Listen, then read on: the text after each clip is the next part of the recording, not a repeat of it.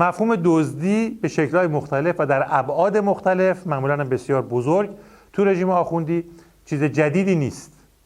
هرچند عناصر این رژیم نوآوری خیلی زیادی تو این زمینه دارن، نمیذارن که شیوه‌های دزدیشون یک نواخت و تکراری بشه. حالا من می‌خواستم توجه شما رو به یک نمونه از دزدی پوستر تبلیغاتی توسط سپاه جلب کنم که نکته جالبش فقدان شعور اون پاسدار دزده. اول کالای مسروقه. یک آگهی است مربوط به کمپانی فولکس واگن که میخواد نشون بده که سیستم پارک اتوماتیک این خودرو چقدر دقیقه و تو این پوستر نشون داده که میتونه در کنار اشیاء حساس پارک بکنه.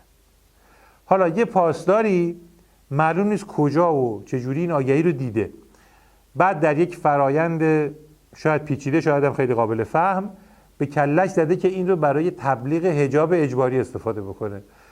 حاصلش شده این، حاصل این دزدی ناشیانه اینه که ملاحظه میکنید. موافقید که سکوت بکنیم تا هر کس جواب شایسته این پاسدار دزد رو به دلخواه خودش بده. حالا شاید در مدت هم که سکوت میکنیم یک نمونه دیگر رو هم با هم ببینیم که احتمالاً حاصل تراوشات ذهن همون پاسدار دزده باشه یا یکی از همون تیره. قابل توجه همه کسایی که تا حالا فکر میکردند ادیسون مخترع برق و لامپ و گرامافون و یه مجموعه اختراعات اینچنینی بوده.